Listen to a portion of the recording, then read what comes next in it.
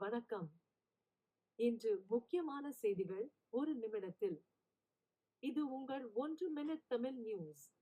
France.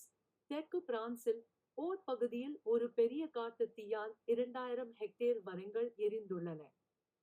பல கிராமங்கள் பாதுகாப்புக்காக காலியாக்கப்பட்டுள்ளன. உலகம்.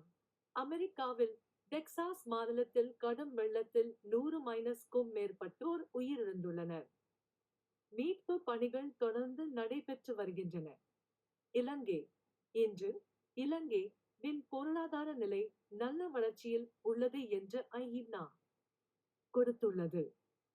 ஆனால் அமெரிக்காவின் வரி விதிகள் 44% காரணமாக வர்த்தகத்தில் இடையூறு ஏற்படலாம் என்று எச்சரிக்கை விடுக்கப்பட்டுள்ளது. சினிமா. தெய்வ திருமகள் படத்தில் குழந்தை நட்சத்திரமாக நடித்து புகழ் பெற்ற பேபி சாரா தற்போது ரன்வீர் சிங்குடன் இணைந்து ஒரு புதிய படத்தில் முக்கிய வேடத்தில் நடிக்கிறார். நாளை சந்திப்போம். 1 மினிட் தமிழ் நியூஸ் பின்தொடருங்கள். நன்றி.